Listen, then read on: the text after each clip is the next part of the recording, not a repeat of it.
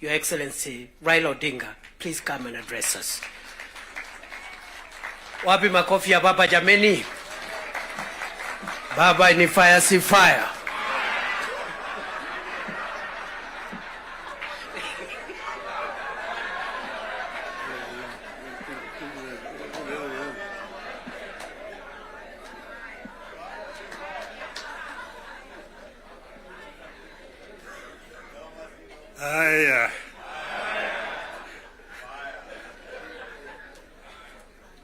Mr. President, Deputy President, honorable members of Parliament, hamjambo. Hamjambo tena. Hey, I think I see almost a full house. Senators and members of the National Assembly. Thank you very much. I'm very happy to be here this morning to see you. I want to say that I'm charged, but I'm not scared.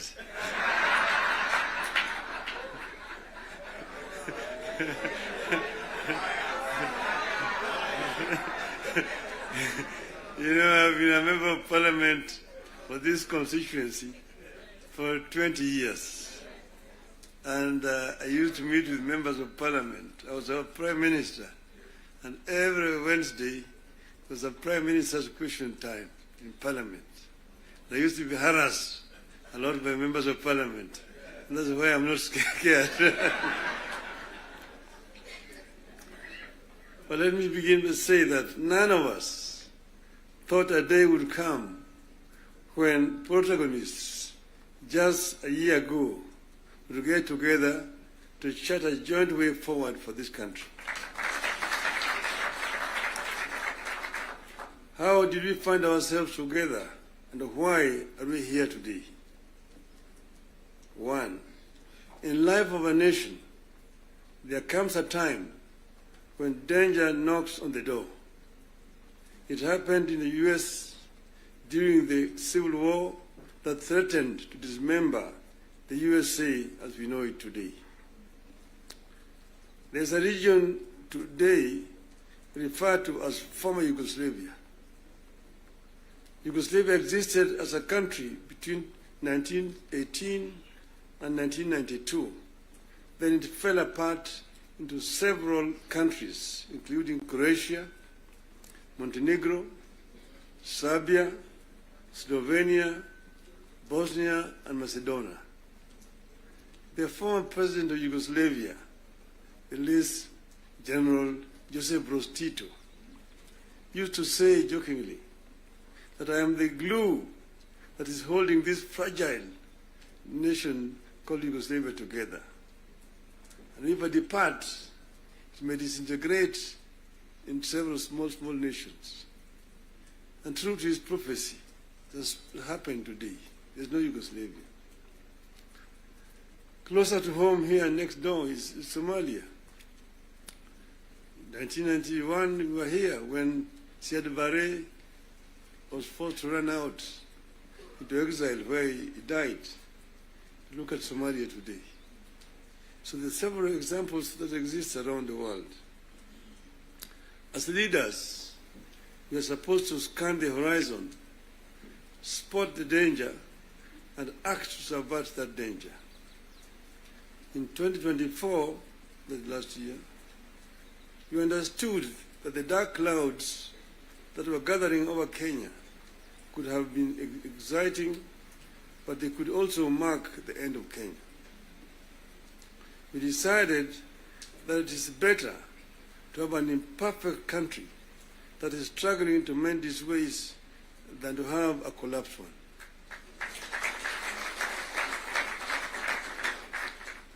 We came together to create an environment in which we can discuss our issues and differences as people of one nation. As you know, and as you know here, there are countries that cannot discuss their issues at home.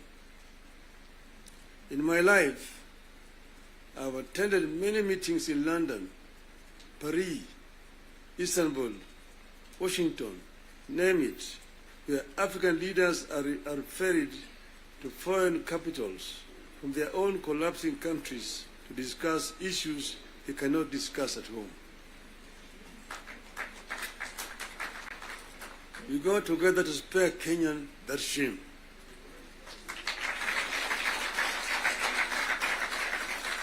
Our object was and remains one, as one U.S. Senator called it, our country, our whole country, and nothing but our country. Having stabilized the nation, how have we performed in the intervening periods? How do we do better? How do we move forward in a way that respects the people of Kenya and that shows that we are alive to the circumstances that triggered our coming together and that we are acting on them? That is our object today. And that's why we are here today. We met and decided that we needed to have, for the first time, a joint parliamentary group meeting. We could now discuss with our members of parliament. It's over 2 months ago, an opportunity to discuss in this very same place here with the members of the executive. They came here and actually came with the blueprint of the performance, what they had done up to that time, and what they are intended to continue doing going forward. And I was very candid with them in my discussions with them. And I told them where I thought they were not doing right and what I thought they should be doing rightly. So as always, I'm always very candid indeed. Today, I'm meeting the members of the legislature. As you know, we have got 3 very important institutions: the executive, legislature, the judiciary. And I'm hoping that in not very far away from today, I will have opportunity to talk to the judiciary as well. So I'm going to be very candid with you people. to talk to you as a former member of parliament.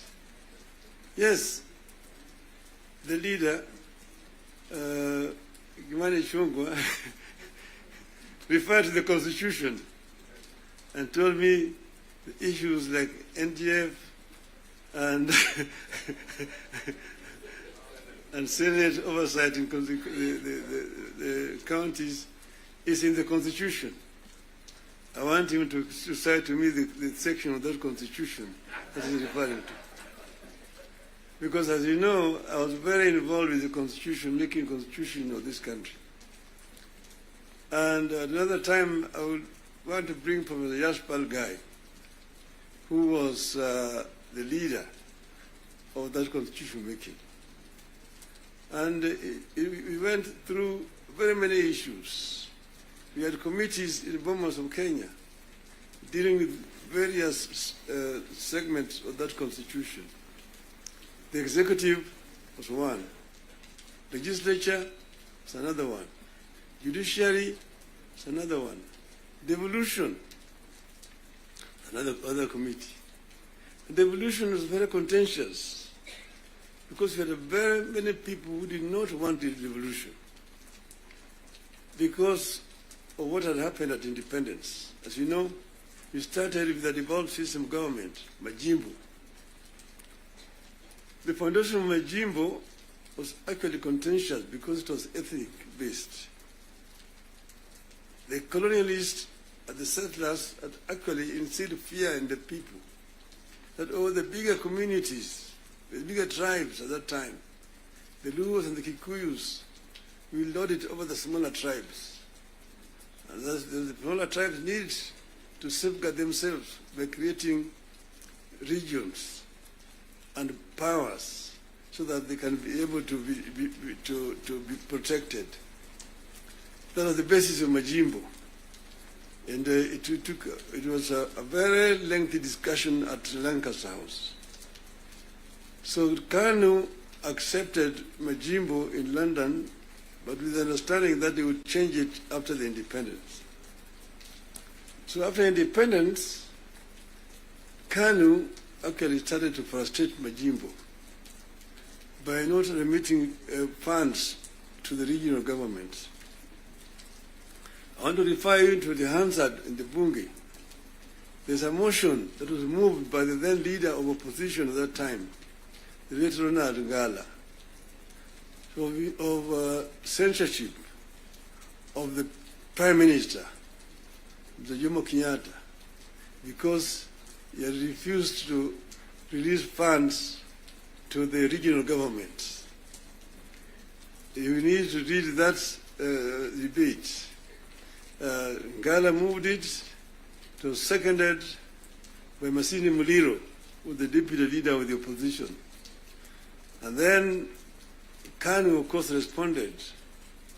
First Jaramogi, Oginga Odinga, and then Tom Mboya responded to that motion. The motion was defeated, but that debate actually is very historical.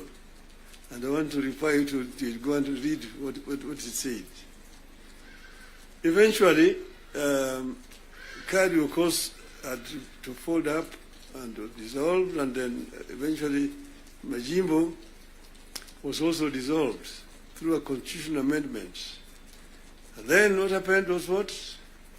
They created a Ministry of Local Government, which was given a lot of powers, Ministry of Local Government. So the Minister of Local Government became an executive minister, just like a Minister for Finance under that constitution at that time. And now they were county councils down there, that they kept 265. But then they could not do anything without authority in writing for the Minister of Local Government. So we had all these documents when we were there at Bomas. But then we said we wanted to give more autonomy to the counties so that service delivery could be better improved. We came up with regions at Bomas of Kenya. But there are people who really opposed devolution. The chairman of devolution in Bomas was called Dr. ODM-Kenya.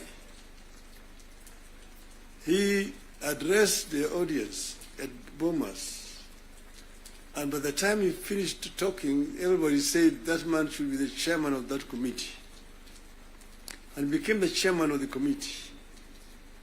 And he conducted the matter so well and so effectively that he became a marked person. What did they do to him? In broad daylight, around 11 o'clock, on Ngong Road there, off Ngong Road, in his residence, they sent assassins.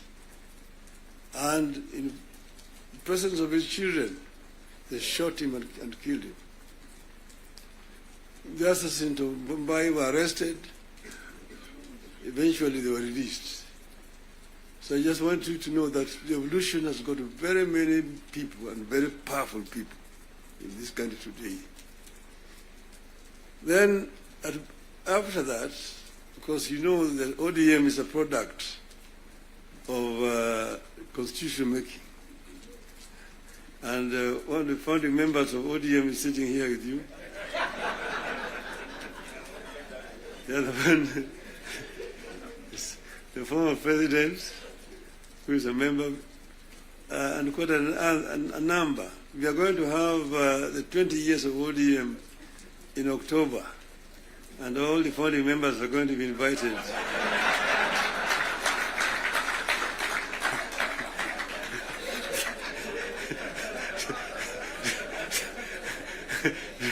to come and attend.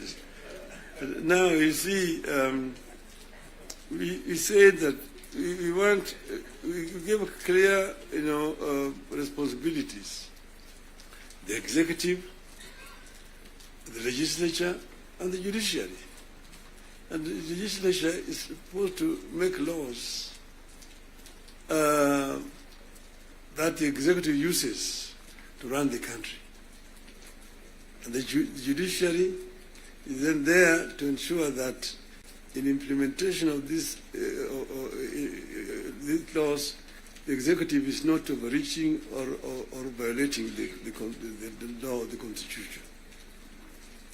But then, so the work of Parliament is representation, legislation, and oversight. Very clear, it's written there in the Constitution.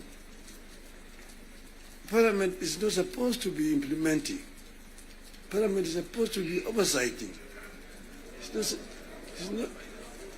It's not oversighting.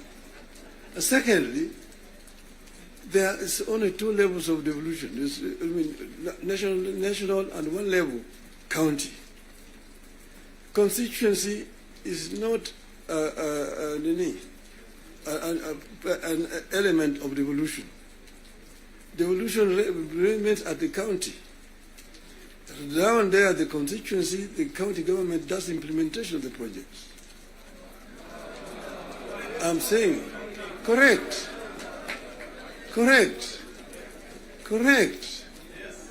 Down at the constituency, it's the county government. By the national government is supposed to do national projects, and we go down there. And there are functions which are clearly been assigned. Functions which have been clearly been assigned to the national government.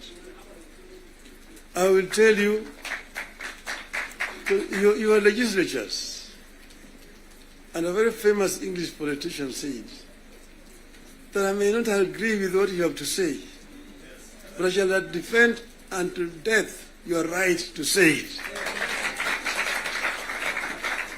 So listen to me.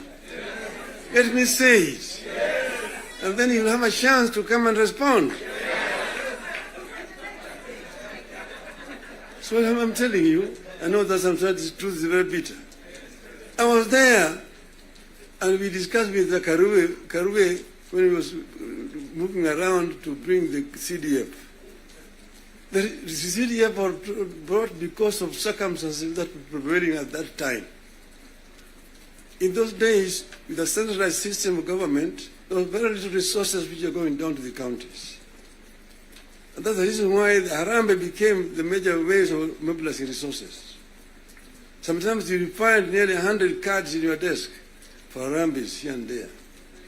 Whenever the president moved around, we'll go around to counties, to the districts. And then we'll be addressing people. People will come up to tell them their problems. Mtukufu Rais, hapa kwetu barabara ni mbaya sana, haipitiki, mvua ikinyesha kuna matope, barabara haipitiki.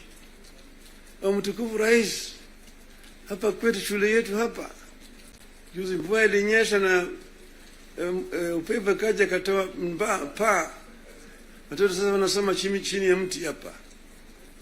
Mtukufu Rais, hapa kwetu hakuna maji. Mtukufu Rais, hatuna stima na kadhalika. When he stands to respond, to say, nyi mnasema barabara ni mbaya, mnasema hospitali hakuna dawa, mnasema upepo imechukua paa ya nyumba, mjumbe wenu anafanya nini? Yeye anapiga tu kelele kule kwa bunge, anapiga tu kelele kwa bunge, hajali mambo ya maendeleo kwake. Kwa hiyo mimi nitatumia mtu kuja kufanya harambee, lakini leo mimi nitatoa pesa ya kujenga hiyo shule, ambayo kujenga hiyo nyumba, nitatoa pesa na kadhalika. That was the end of it. So the MP was the one who was being blamed for the failure of the national government to do certain things in their constituency. And that's the reason why we came up with the idea of CDF. That was that time. Exactly that was that time. But then the constituency is now falls under the devolved government, which is being led by the governors. So constituency is not a devolved unit. And members of parliament themselves should not be involved in development because they're supposed to be oversighting. They're supposed to be oversighting. If you have yourself being involved in construction of roads, building of schools, hospitals, who is going to oversight you? Who is oversighting you? So, Mr. President, I hold very clearly that these MPs know that they should not have any business in trying to implement projects in their constituency. Implementation of projects should be left to the county government. Secondly, the oversight, the national parliament oversight the national government, whether it is the National Assembly or the Senate. Oversighting of governors, the responsibility of MCAs, members of the county assembly, not the senators. It's not the responsibility of the Senate to oversight. Senate wasting time of governors to come and answer questions about roads in the counties. And thirdly, the issue of extortion. The issues of extortion. The issues of extortion. Majority Leader, you talked of, you didn't talk of extortion, you talked of lobbying. Lobbying is okay. In the US, you've got lobby firms which have formed to lobby the members of the Congress. They come to lobby, they're known, they're officially registered as lobbyists. They come to lobby the members of parliament. But lobbying is a different thing from extortion. From extortion. That you have a member, every committee has got a member who is how do you call him? Welfare bunge is giving a very, very image of parliament that members of parliament should not be soliciting funds from because you see, listen to me, you know, the environment that we are creating here in this country is very, very hostile to investments. Foreign investors who come to the country bring their resources in the country to invest it here. And when they bring their resources, when they find there's too much bureaucracy and there's too much extortion, they run away. Private capital is risk shy. Risk shy. And when, for example, somebody has come with his resources to start a project, and then you find somebody beginning to make noise that, oh, this project has not been approved. This project has not been approved. Or this project is being corruptly implemented. They run away. They run away. And delaying of the projects. And you find a situation where members of parliament inviting parastatals and so on, and even purporting to be cancelling projects that have been signed. That is the work of the executive, not the work of the legislature. So the legislature should not be competing with the executive in terms of implementation of projects. Allow the executive to implement and just correct them when they go wrong. That's the country will develop. Create a healthy environment for implementation of projects in the country. Then this country will develop. I know I'm being too honest with you people. And I know that the facts, the truth sometimes is so painful, but I think it is important to say this to honourable members of parliament. Thank you very much. May I now invite my brother to come and address you.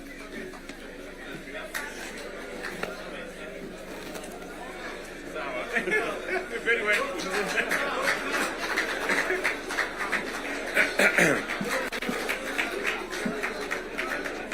Thank you very much, the Right Honorable Prime Minister Raila Odinga. Ladies and gentlemen, let's take our seats. Thank you very much.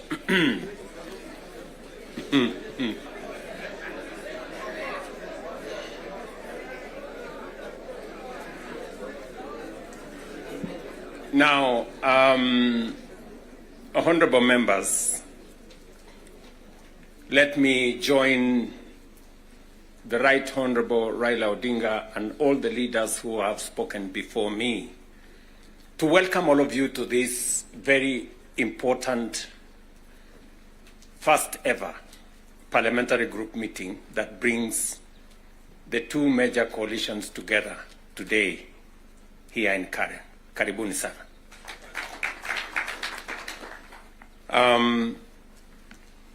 The Right Honorable Raila Odinga has given us the context of why we are meeting here.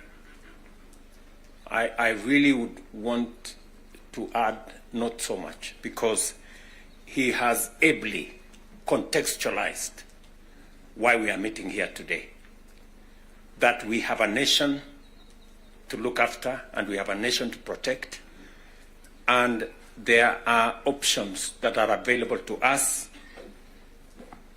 and I think we chose to protect the nation called Kenya by our coming together.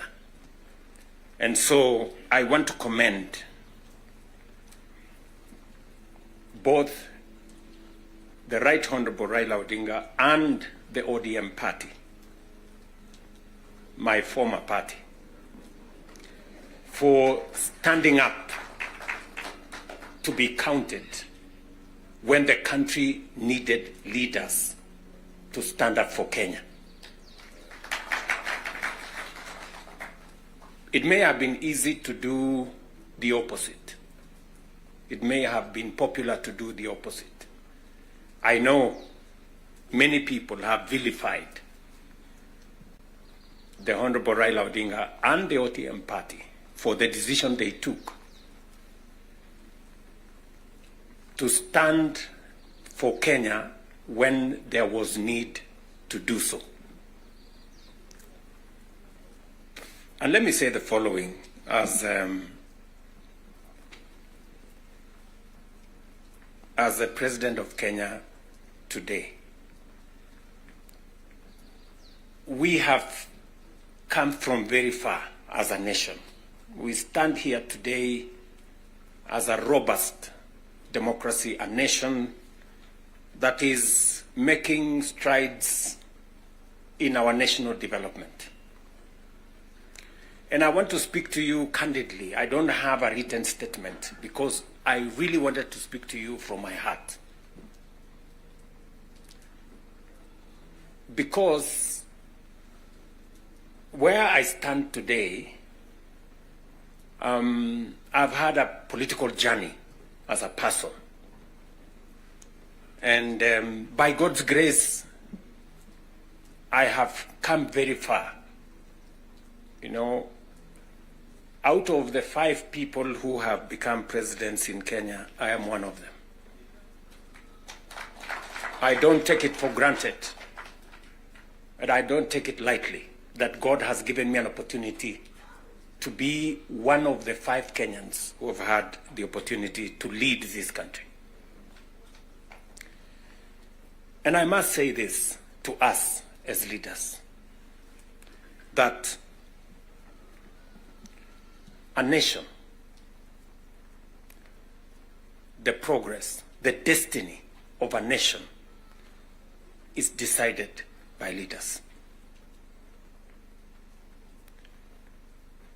As to whether we are going to be a progressive nation or we are going to be a failed state is going to be determined by leaders, by us, the people who are sitting here. And therefore, the place of leadership is almost sacred. Nobody becomes a leader by chance or by default or by mistake. Today, you are a member of parliament or a senator or a governor or the position I hold and all the other positions that we hold because God and destiny has given us that chance. And we must think about it deeply. And so I want to ask you as leaders,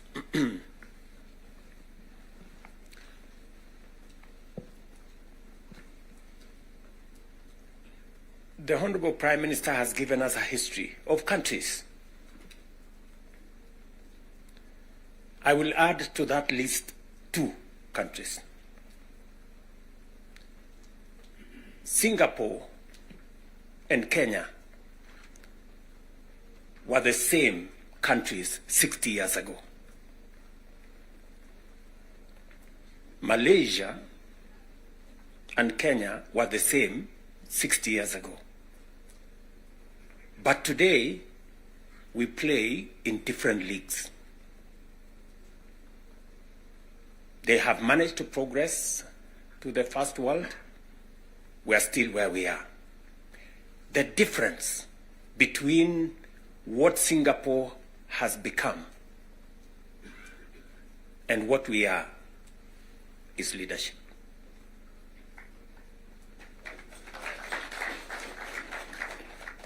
And that is the place, ladies and gentlemen, we occupy today. So that you understand the importance, the sacred position you hold as a leader. Sometimes people want to ask, how do people who live in different houses, they have their own lives to pursue, but they wake up one morning on an election day and they go one after the other to 10,000, to 20,000, to 50,000 and elect you? You are not special. But it is a moment that God has given us as leaders. And therefore, we must do whatever we are doing, knowing very well that we have a heavy, almost sacred responsibility to the people we lead and to the nation of Kenya.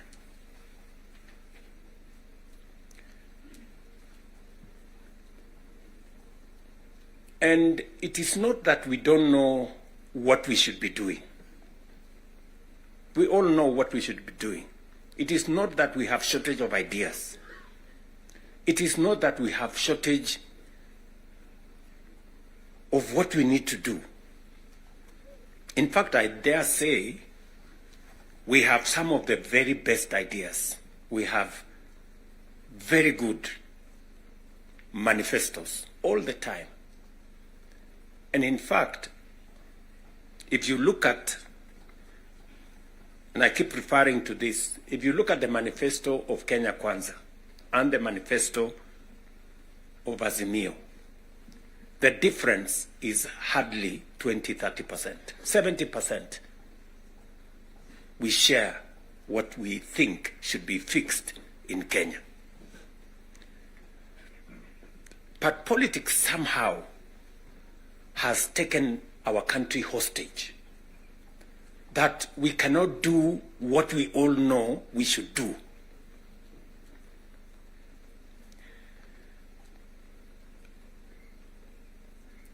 I have said that the difficulties that I face today as a president in Kenya are self-imposed. You know, I imposed on myself all these difficulties.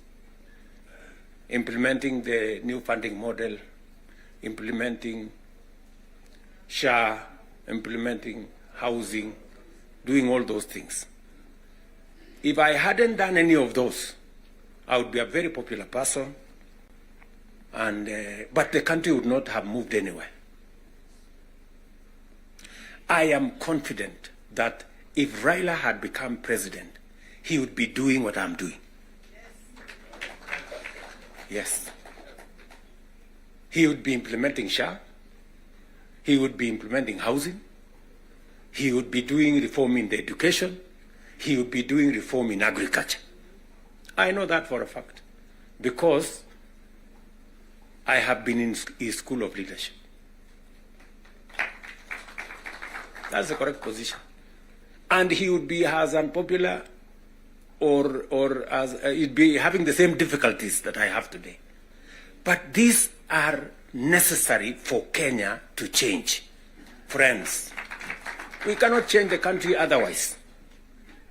And that is why he has the courage to stand here and tell you, let us stop the extortion. Yes. Very few leaders can stand here and tell you to stop the extortion that is going on in Parliament. I'm telling you the truth. Very few leaders. Because we like making peace with mediocrity. Oh, and trying to explain things that we shouldn't be explaining. Now let me ask you, friends, we are all friends here. Yeah, we are one team, or so I guess. This fellow who is called chairman of welfare in committees, what is their job? What is their job? Extortion, that's it. And that is what Prime Minister is saying.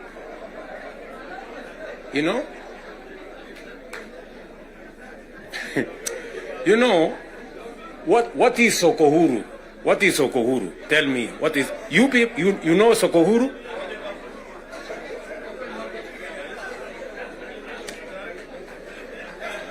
So, let me tell you. No, you see, and this is the same problem that we face. This is the same problem that we face. Because, look, for example, we passed the law that we all know, friends, we all know the problems we go through with fundraisings for people who have hospital bills. All of us. In your phones, you have WhatsApp groups. So-and-so has this, this condition, so-and-so has this condition, to contribute here. True or not true? Yes. But we don't want to fix it because it's difficult. But I must commend you. I must commend the members of National Assembly and Senate because you took the courage and passed the bills that today is beginning to solve the problem of health in Kenya. It may not happen instantly, but all of you can now see that there is a possibility that we can sort out the challenge of health and health delivery in Kenya. But because we had to be bold, we had to be bold and make the necessary decisions. Today, we are dealing with the crooked hospitals and health professionals who still want to steal from SHA and to steal from our health provision. And we will go after them and we will deal with them. So, what am I saying? I am saying the following. If we have to change Kenya, my friends, we have a historic opportunity today with this broad-based government, we have a historic opportunity to unleash the full potential of Kenya. We all believe, I do, that Kenya is a very great country, this country of ours. There is absolutely no reason why Kenya is not like Singapore. We have what it takes. Let me repeat. We have what it takes to measure up to the countries in the first world. Yes, we do. Yes, we do. But we are playing in the wrong league because leadership, me and you, are refusing to stand up to what this country needs. I really want to persuade you guys. I really want to persuade you friends. Yeah? This is not about William Ruto. I am here today, I will not be there tomorrow. This is not about Raila Odinga. Right? It's about the country called Kenya, where today we have the privilege to be the leaders, to be the decision makers, to decide which way Kenya. It is us who are seated here. It is us. And we have the historic opportunity to make this country what we have always wanted it to be, but it has not been. As I have said,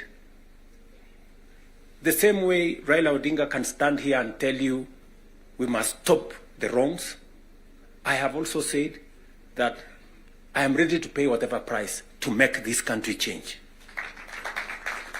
Yes, we must change this nation. And we can do it. Look, housing was part of our conversation for the last 30 years. Yes, we've always talked about housing and how important it is and how it is going to create jobs, how it is going to stop land fragmentation, how it's going to allow us to produce, to save land that is meant for food, how we are going to have decent housing, how we are going to reduce on slums, how we are going to have decent livelihoods. We've always said that. The Right Honorable Raila Odinga tried with the first slum upgrading projects. We started there. The housing levy, go and read the Azimio Manifesto. Read the Kenya Kwanza Manifesto. It is there. It is there in both manifestos. We now are seated here and we have the opportunity to implement what was in the Azimio Manifesto and what was in the Kenya Kwanza Manifesto. Friends, why don't we just do it? Why don't we just do it? We will do it? Yes. Let us just hold out and look. You can see for yourselves how transformational it is. Today, using the housing levy, we are not only doing housing, we are doing markets, we are doing hostels. And I promise you, what you see in Mukuru, what you see in Kisumu, because I have been there with Baba here, what you see in Eldoret, what you see in Nakuru, what you see in Kiambu here, what you see in almost every part of Kenya, is just housing implemented for 2 years. And you can already see the kind of impact it is having, the number of jobs it is creating, the way it is bringing change in our towns and cities. Friends, if we were to do this for 10 years, if we were to do this for 20 years, and this is a project that has been delayed, we are supposed to have done this 30 years ago. Tell me, if housing was implemented 30 years ago, how Kenya would be looking today. We wouldn't be different from Singapore. We may have started late, but we now have a chance to do it. I want to ask you, I want to request you for us to come together. And we are not coming together so that any one of us can get anything. We are coming together so that we can transform this country. And it is possible in our lifetime to change Kenya. In our lifetime. We now have maybe 350,000 young people working in that space. We could double that to 700 in the next 2-3 months. We could scale up that to 1 million by next year. And we can energize the transformation of our country. That is why we are sitting here. That is why Baba and I have called this PG. Baba has told you we are here for Kenya. I am buttressing what he is saying by telling you what we can achieve together.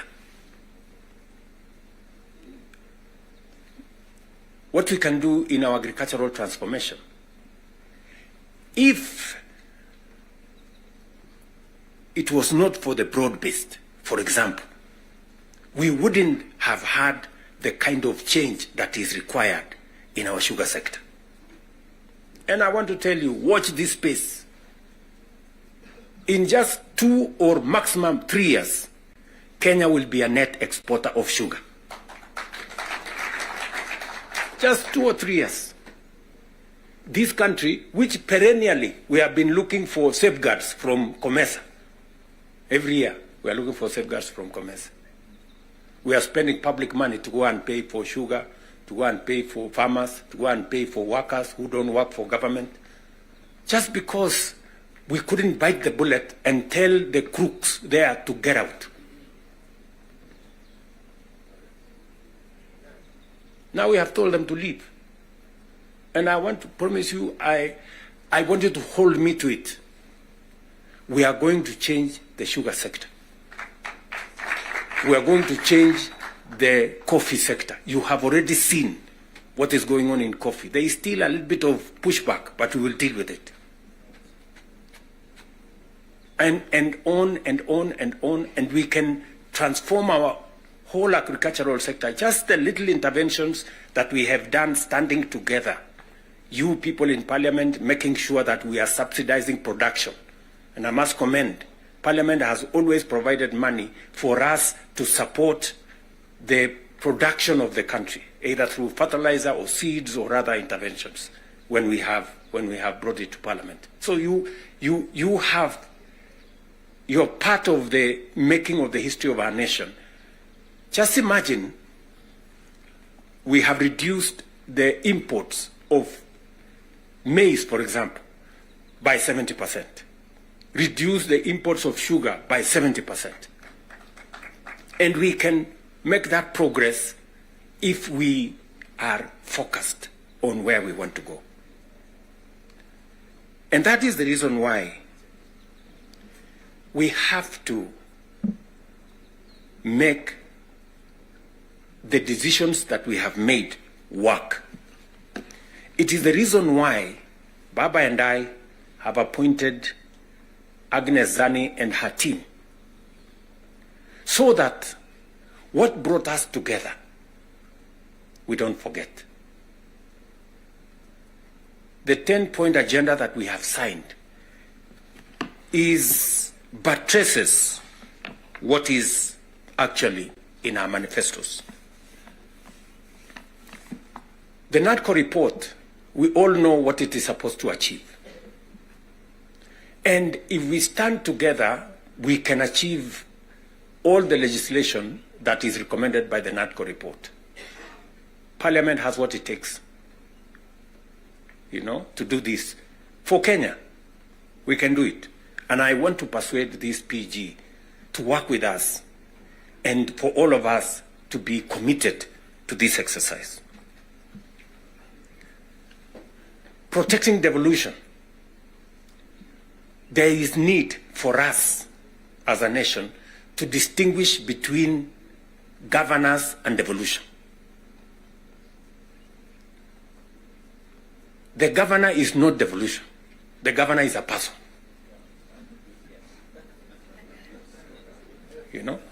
Devolution is about the people. It is not about the governor.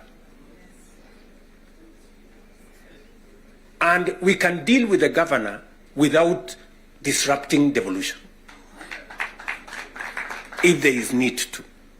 But what is sacrosanct, what is constitutional, is that we must get local people, development, to be at a local level as much as is practically possible. I agree with the Right Honorable Raila Odinga, because I was in Parliament when NGCDF was passed. And the principle was right, because there wasn't any meaningful resources getting to the grassroots. And the big push for devolution in the constitution-making process was three principles: making sure that resources get to the grassroots, making sure that there is representation at the grassroots, and making sure that accountability is also at the grassroots. So we need a conversation. You know, there are legitimate concerns on how resources are being spent at the counties. There is. We cannot also run away. There is legitimate concern. Let me ask, for example, the latest Sokohuru in the Senate.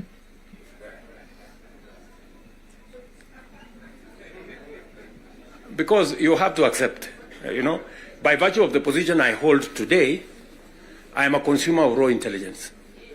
I know what's going on.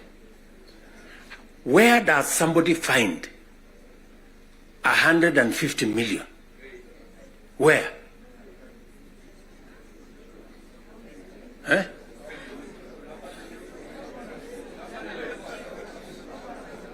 Is that his money? That is money that belongs to the county. Is that correct or not correct? Yes. Let me ask you, members of parliament who are seated here.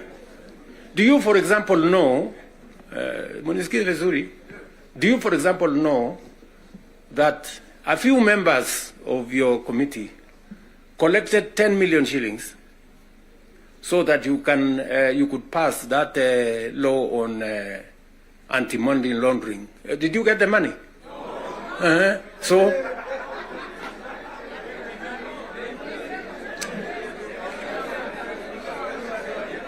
So, going forward, si tunataka tukubaliane, si we are one team. Yes, there are people who are destroying the credibility of Parliament. And they are collecting money in the name of Parliament. And some of the time, or most of the time, that money never gets to Parliament, it gets to a few people. We are not going to shame them. We are going to arrest them. Yes.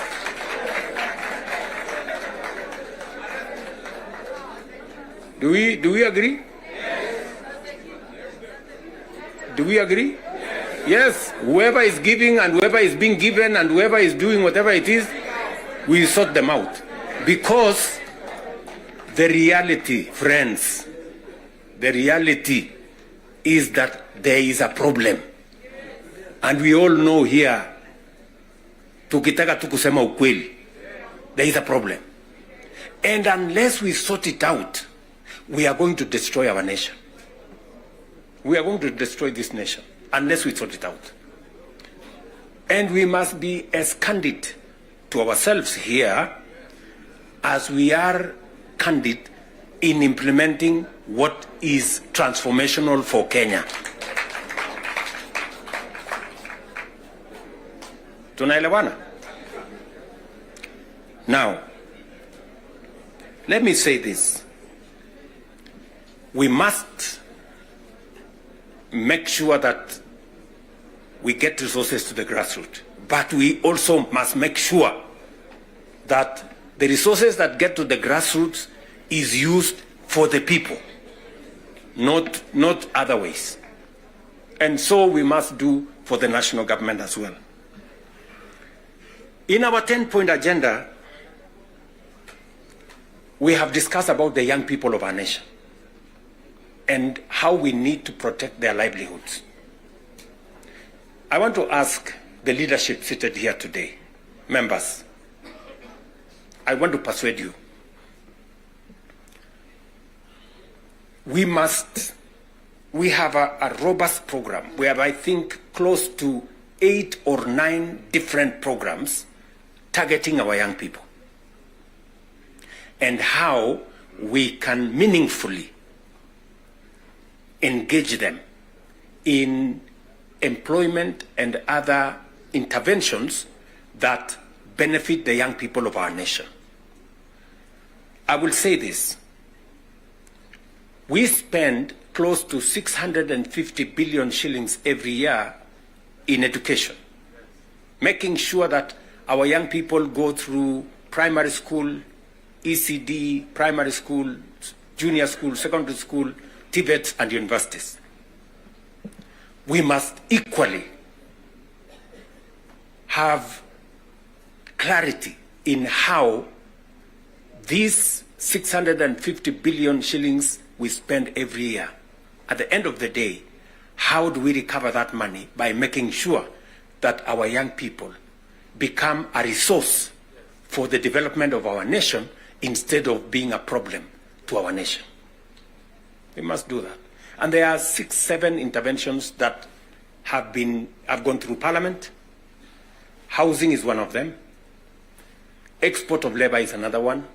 Digital jobs, and every member of Parliament here, especially of the National Assembly, you have resources to do ICT hubs.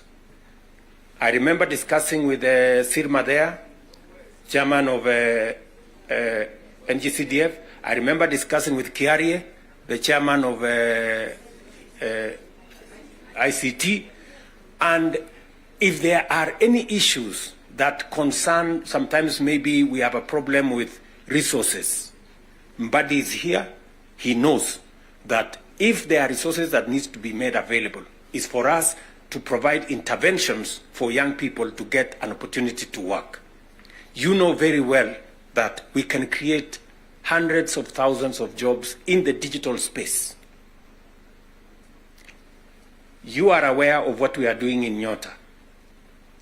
You are aware of what we are doing in KJet. And if you don't, we should be able to explain to you so that you become part of the people, because you speak to hundreds of thousands of people every weekend, every day, as you go about your responsibilities, how they can tap into these opportunities and create livelihoods for the young people of our country so that they too can make a contribution towards making Kenya what we all want it to be. And I can continue, and I can continue on all the other aspects that we have worked on. We agreed that we must have a conversation on national debt because it has the potential to threaten our development. It is the reason why my good friend Mbadi and I have been in many different places, and we have done the most that we could to contain the issue of debt. We have gone out of our way to look for alternative sources of funding so that we don't always go to borrow. We have gone the route of securitization. We've gone the route of private-public partnerships. You know very well that we will be starting the construction of the road all the way to Mau Summit from here, Ironi. We are not going to be spending any debt money from government. The road is going to be built on private-public partnership. You know very well that we are going to begin the railway going all the way from Naivasha to Kisumu all the way to Malaba. We are not going to be spending money from debt like we did with the first section of the railway. We are going to be using public-private partnership to do that road. And many others that we have, we are thinking outside the box so that we can craft alternative mechanisms of delivering on public infrastructure or public goods without necessarily endangering the country with national debt. So we are working at it. It is part of the recommendation of the 10-point agenda that we must deal with. And we are seized with that matter. We will be giving, Mbadi and company will be giving a report to Zani's committee on what practical steps are we making to respond to the issues in the 10-point agenda. What are we doing about the young people? We will be able to tell Zani and the PG should be there to monitor what we are doing so that we not only do it for us, but we also do it for the people that we represent. And finally, because I do not want to belabor the point, I said we have a historic opportunity. It is not always that protagonists come together to look at the greater interests of the country. But God has given us this opportunity. And I must commend Baba here, because very few leaders have the courage and the mettle to withstand criticism and stand for the nation. Very few people. Very few people. Many people look for what is convenient, what is popular, even if it is wrong, and they want to pander to it. But when a nation's destiny is at stake, you need statesmen, you need people who have the courage to put Kenya first and everything else secondary. So, what am I saying in conclusion? I am saying Zani and team have a job to do. They will be briefing Right Honorable Raila Odinga and myself on what needs to be done. We will be able then to guide what will be happening, what the executive need to do, what the legislature, the role the legislature need to play, and the role others may need to play. And as we do that, we will need another opportunity to be granular. Today was the first occasion for us to deal with this. But down the road, we need to bring the members of the executive, at least the ministers, to come so that we can have a meeting of minds between the executive and the legislature on matters that are of national importance. Further down the road, we may need that engagement. Maybe not in a sitting like this. Maybe we can organize a retreat for 2 or 3 days so that the questions I see members of parliament asking on some of the programs, we can fully understand the import of the programs we are running, what they are meant to achieve, the transformation that is supposed to happen, and how we position ourselves to make sure that we provide the push necessary for that transformation to happen. Again, focusing on the greater picture, the bigger picture of our nation. So, ladies and gentlemen, I want to say thank you very much for coming for this session. I know we will listen to you by way of feedback on some of the things that you want us to respond to. We are here because we are one team and we want to succeed together. And we want to make sure that none of us is left behind. Are we together? So mimi nimesema asante sana. If there are any questions directed to me, I will be willing and ready to answer. Good morning. Yeah, thank you very much. And I want to say that I've read the mood of the House, and therefore I'll go straight to the point. Your Excellency, the President of the Republic of Kenya, the Right Honorable Raila Odinga, the Deputy President, my friend, Professor Kithure Kindiki, members of both houses here and parties. On August the 6th, the President issued a proclamation to establish a mechanism for the compensation of victims of riots and protests. I want to say that, as we all know, Kenya's democratic space has widened under the 2010 Constitution. As a result of that, our people were able to gather, to debate, to petition, and even to protest. However, some of those protests have turned violent and have become riots. Lives and livelihoods have been affected, and people have lost their lives, and others have been injured.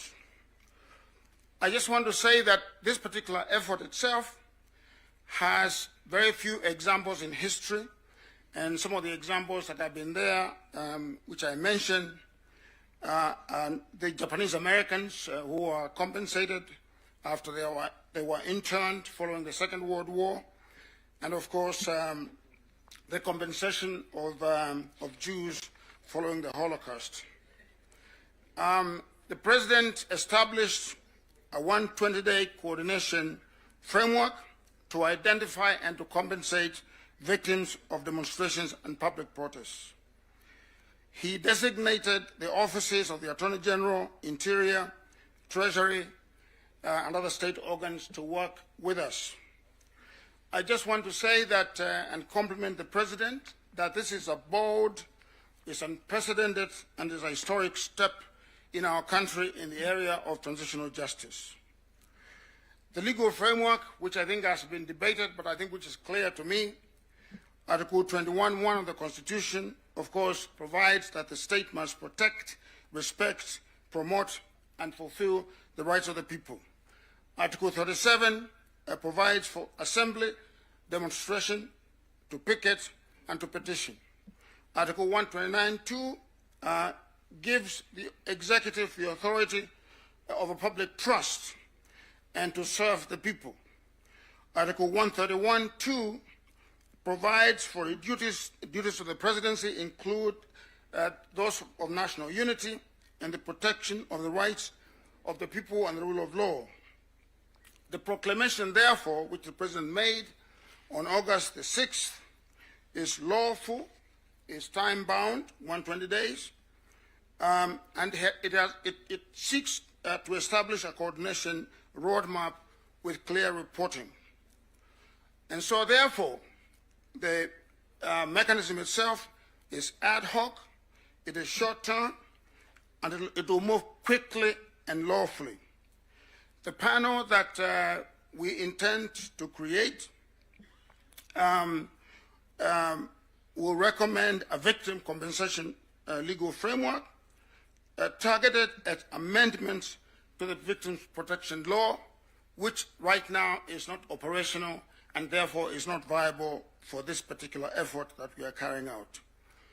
We'll also be recommending a protest law be submitted to both houses to be codified so that we can be able to de-escalate the protests when they take place.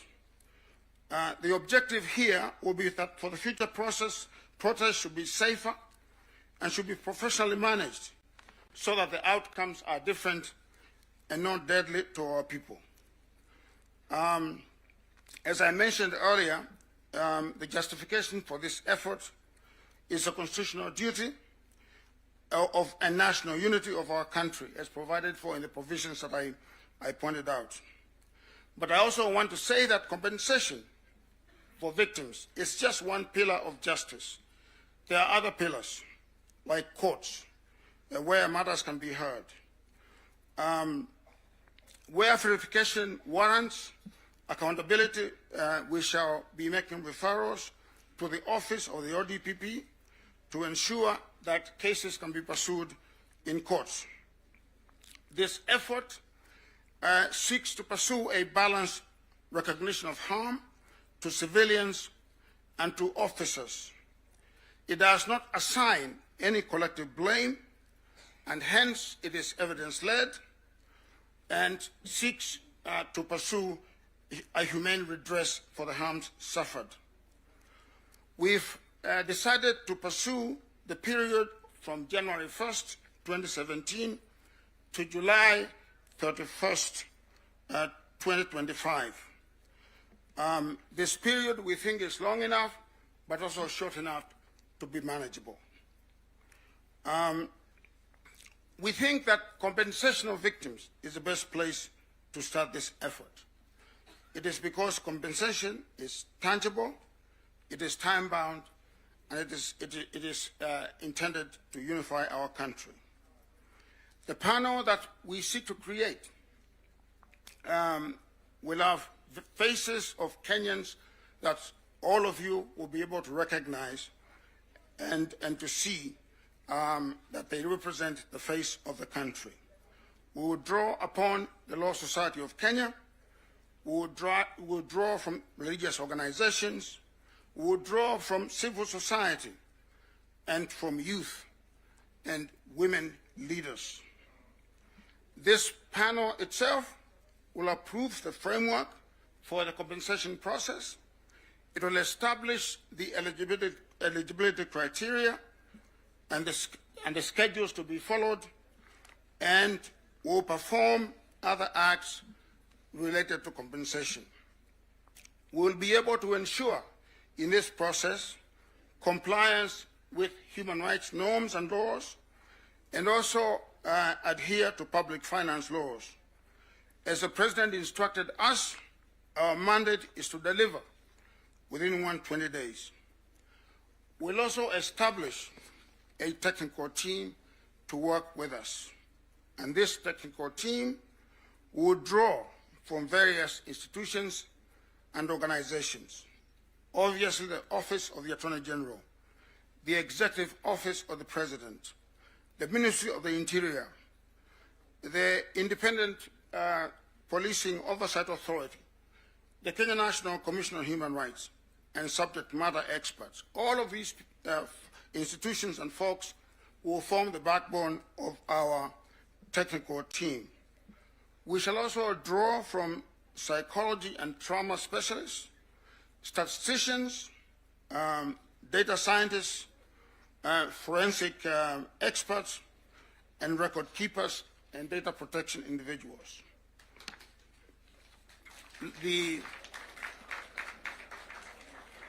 I suppose that is a warning. The Secretariat will be domiciled at the Office of the President. I just want to say that in spite of the steps that I have outlined, that we have made quite a lot of progress in identifying individuals for both teams, for both the panel and also the technical team. And I expect that we shall be announcing this panel by the end of this week. Thank you so much. And we want your support. And we want you to be our ambassadors throughout the country. Thank you very much. Thank you, Prof. Asante. Asante. A hand of applause for Prof and Daktari Agnesani. Professor? Prof.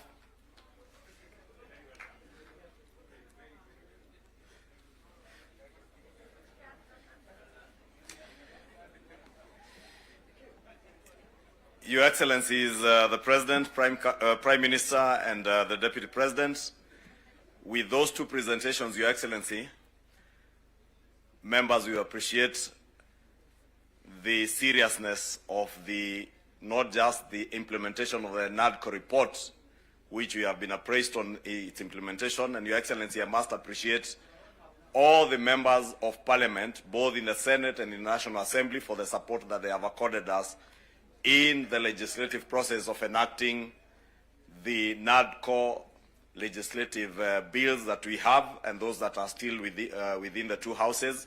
We have committed that we will continue to endeavor to have them adopted and signed into law. Your Excellencies, the 10-point agenda, as has been clearly enumerated by Dr. Agnes Zani, are not about you as a president or the Prime Minister. These 10 points are about the nation of Kenya. The full implementation of these 10 points are not about ODM as a political party or the Kenya Kwanza coalition parties. They are about the future of our nation. And therefore, as a parliamentary group, we want to commit, Your Excellencies, that we will continue to ensure that we extend the support that is needed by the Agnes Zani team and also to Professor Makau Mutua's team, because as Professor has alluded to, there will be legislative proposals that will come to the houses, as well as requests for budgetary support in the implementation of the work that these two important committees are doing. Therefore, Your Excellency, allow me to close at that point and to now, Your Excellency, before I invite the Deputy President,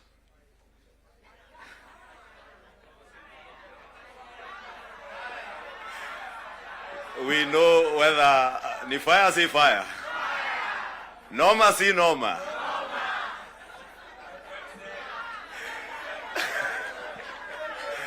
We want to hear whether the Deputy President, whether when he says ni fire si fire, ni noma si noma, whether he can earn himself a second term as the Deputy President, as usual, depending on what he says and how he engages with this House.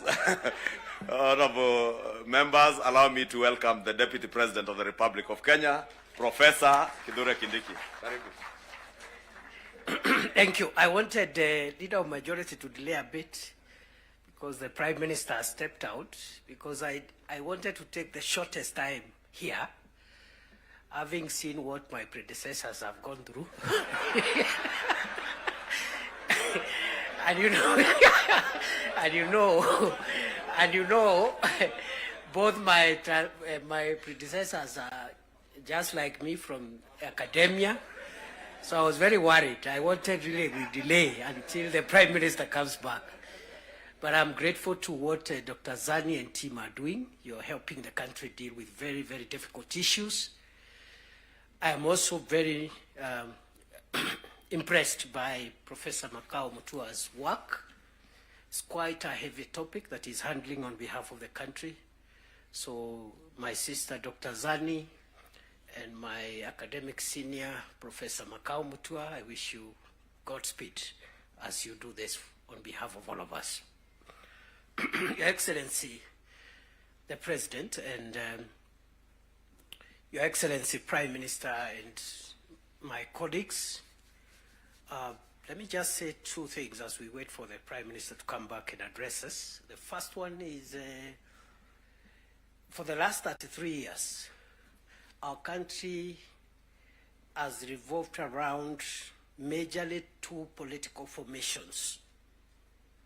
And the difference in the political strength of those two major political formations has not been very big difference. We've been like that since we went into multi-party politics. So that you have a strong party winning, but even the opposition is fairly strong. What that means, therefore, is that our country, like all democracies, requires bipartisan consensus building, especially to deal with serious and heavy national issues and national challenges. I like what my mono in school and the leader of the National Assembly minority side, Junaid said, my distinguished mono. He said, he said that bipartisan, oh, he's back. I was just praising you, Junaid.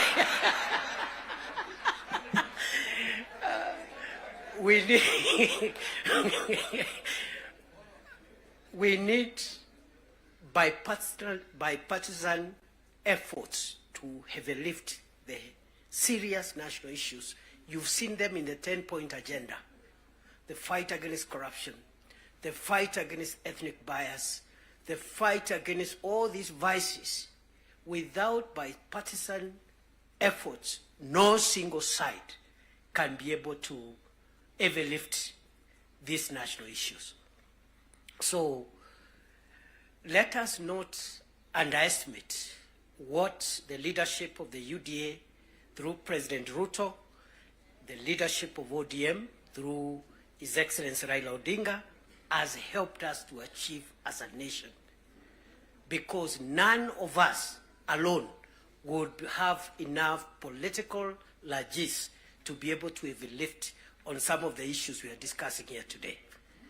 So we are in good space, and for that we must celebrate and acknowledge the visionary leadership of President William Ruto and the visionary leadership and statesmanship of our elder brother, the Honorable Raila Odinga.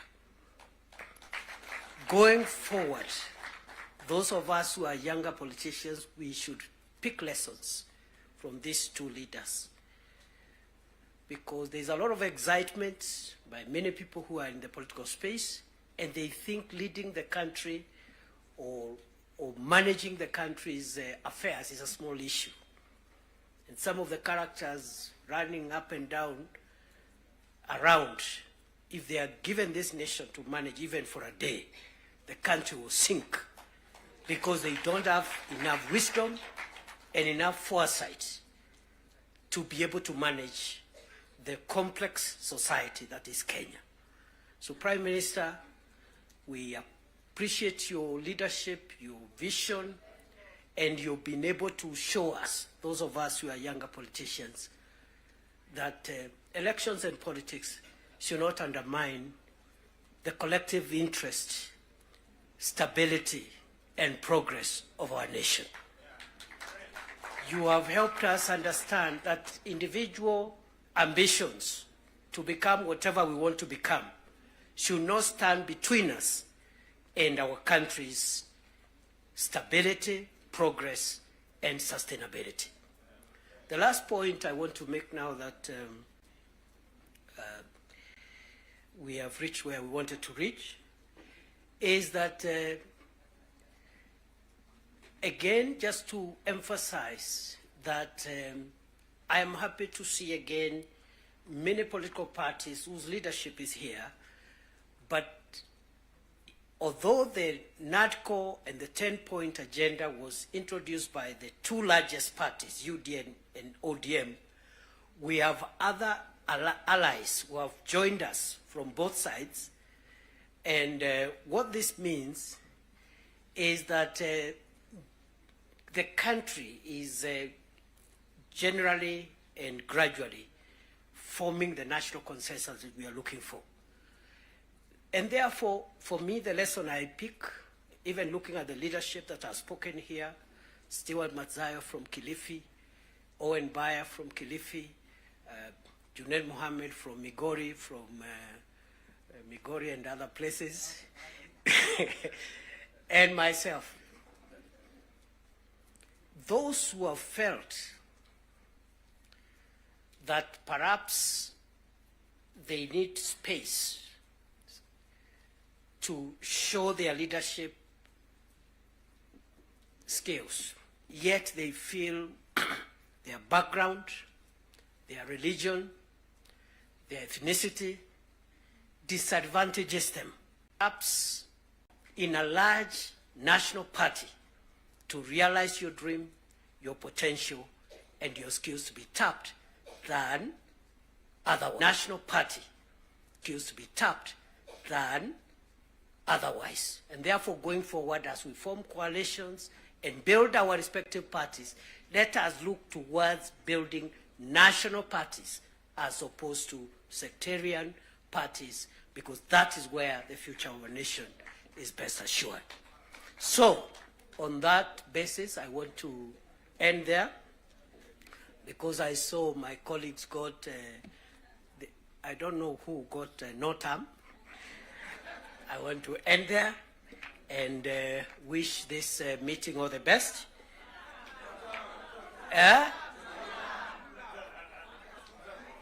All right. Now, because our leaders are here, after the formal event is over, I'll remain behind, and then we'll also test a few slogans after that.